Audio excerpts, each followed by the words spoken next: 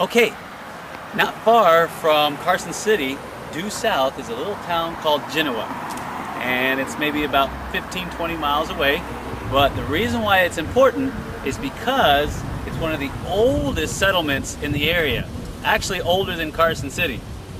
And believe it or not, we're standing not far from one of the early Mormon settlements, which was built in 1851. It don't get much older than that. And in the background there is the old courthouse built around the same time period. I would show you around in that, but it's really long and lengthy and I don't want to bore you to tears, but it's fantastic. If you ever get a chance to come out here, it's worth the trip, trust me. I'm going to show you some of the older buildings in the area, especially the Mormon fort, and one individual who was very prominent in this town, and I think you should know about it, so let's go check it out. Okay, so I'll give you a little history lesson. Now, in case you didn't know, back in 1850, Nevada was actually the Utah Territory. So the Mormons came out here and they were having problems with the Indians, so they built this fort, and you can see the fence around it. And there was a trading post, and there was actually the Pony Express rode through here, and I'll talk about that a little later. But they built this in 1851. They first came through in 1850, and it was still Utah at the time. And the sad part is this building that you see behind me isn't the original. The original burnt down in 1910. There was a really bad fire that swept through the town, and so the entire lot stood vacant for a lot of years. So in 1949, they decided to build this replica here in its place, along with the original fence that goes all the way around, which represents the original fort. And that's what you see here today.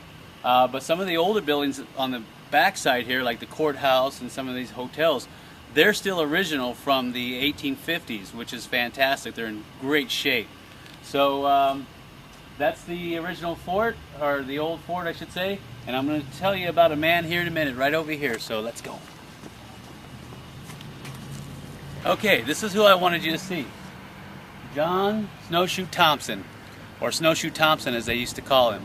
Anyway, this gentleman here would carry the mail from Placerville down here to Genoa, which is a distance of 90 miles through the Sierras on snow skis, these old wooden skis, and he had the mail in the back pouch. Now, the interesting thing is he did it alone, and even on the worst day, he could do it in 2 days. 90 miles in 2 days across the Sierras, which is almost impossible if you think about it. But he used to deliver the mail here because the Pony Express used to come right through here. The route is actually right over there by the Mormon fort. So anyway, he did this from a period of from 1856 up to 1876, and he didn't even get paid for it. And then, of course, when he asked Congress for a little compensation, they pretty much told him no. But he died later in the 1890s. In this particular town, he's considered a hero because he did things that nobody else could ever do. And even today, I can't imagine how anybody would cross the Sierras, even in the worst snowstorms, in 2 days. But he did it on an old pair of wooden skis and a stick, and he had the mail in his backpack. So anyway, I just thought you should know about this guy, John Snowshoe Thompson, American hero.